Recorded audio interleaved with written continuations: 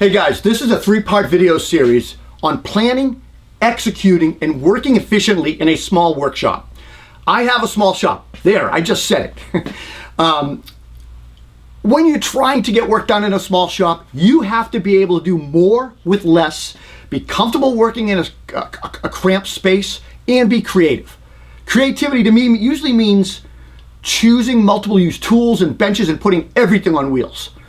Setting up a small workshop really never ends. You're always tweaking it, and I've probably major remodeled this shop a half dozen times in 28 years.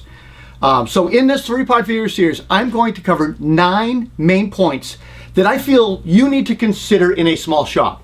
And I'm gonna go over things and show you how I implemented these 9 points here in this particular shop.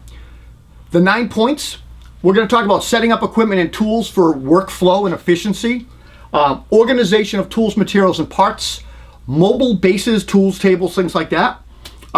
We're going to cover multiple use and space-saving tools. We're going to go over dust collection extensively, compressed air, plumbing your shop, temperature, ventilation, humidity, and plumbing. We'll talk about lighting and power considerations. And lastly, we'll talk about tools and wood storage and how I accomplish that. Let's first start talking about setting up tools and workflow. All right, let's talk about setting up tools and workflow within a small shop. My current workshop, it's not my dream shop. My dream shop would be a barn I could drive into with windows at ground level, but it's a functional small shop and it measures about 14 by 28 feet long. I do have to rely on some outbuildings for large material storage and some tools, but it works well. There's a small room at the back of the shop. It measures 8 by 15 and it's located at the rear of the shop, and I installed it in 2004 when I did a mudroom addition. At that time, I was really skeptical about adding such a small space with full depth. I was considering saving my money and doing a crawl space, rat slab. But it turned out to be huge for me. A perfect place for drill press, tool storage, dust collection, overflow stuff. Let's move on a little bit. Let's talk about table saw positioning. And in and out feed of the table saw and where the best place for that is. All right, I want to talk about the placement of the table saw. The table saw is pretty much the primary major tool that drives the shop. And in my opinion, it has to be in this shop, kind of in the center of the long rectangle, right? I need to be able to run a 16-foot board through this. I can't do that with the door closed, actually. I have to open the door and extend through the doorway to get a 16-footer, but I have plenty of 16 feet this way. So I put the table saw right in the middle of the shop, dead center. I extended a table so I could do a router table off it, but I also could go all the way to a 55-inch rip. And what I did, and we'll talk a little bit more about power and dust collection, is I have a floor outlet so I'm not tripping on the cord, and I have dust collection running under this table over to here. There's actually 2 dust collectors in the shop.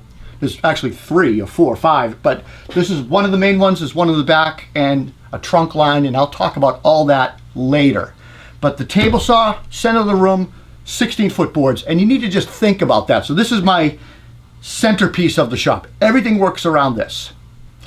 The other thing I want to talk to you about is organizing tools, not just any tool, the tools that I use the most. To be efficient, you need to put tools, I can't be walking over and opening drawers or going in the back room or going out to the shed.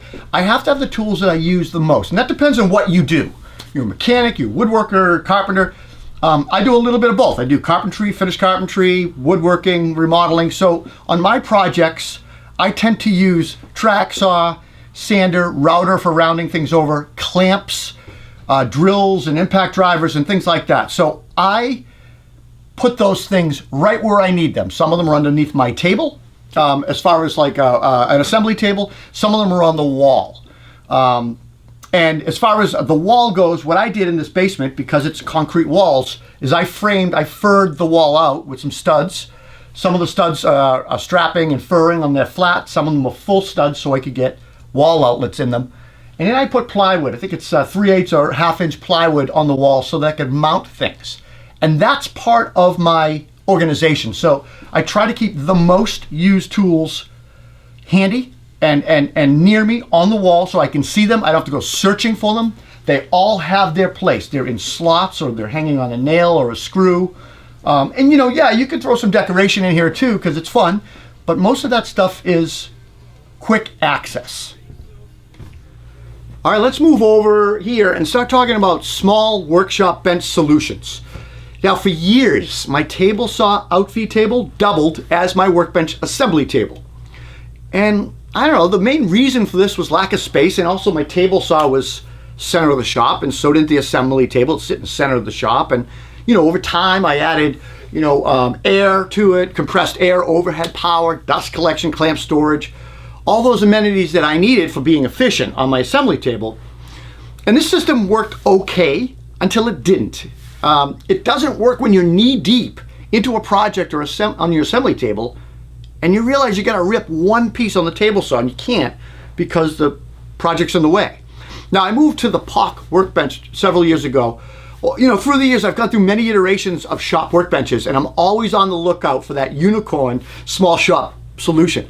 Until recently, I was using the POC workbench, which had been great, but it wasn't a total solution for me. I could move it, I could adjust the height. Once a heavy project was built on that POC workbench, the table saw became useless for anything other than small rips. So the POC workbench was the right size for my shop, but it didn't work well because I was unable to split it in two and put it on casters and all that stuff. So that got me looking at the Craig Universal Workbench, and that comes as a kit. It's a system of rails, adjustable heights and widths, and multiple sizes. So by combining 2 different sized legs and 5 different sized rails, you can create anything you want, and create like a customized workbench, with a lower shelf, tool stand, or any assembly table. So the Craig workbench comes in 15 possible sizes, from like 14 by 14 to 64 by 64, and I went with 28 by 64.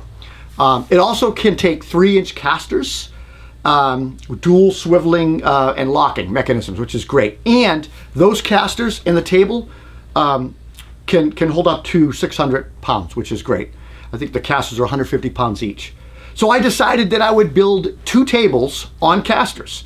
And this would allow me several workbench configurations. Remember, you have to be creative. We talked about creativity.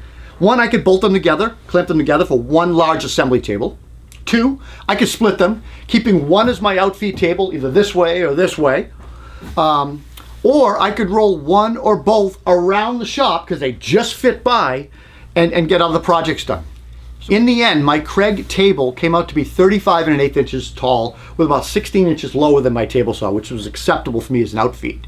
I also added the Craig clamp tracks to 2 sides of the outfeed table, and I filled the middle of the table with melamine to match the rest of the tables over here.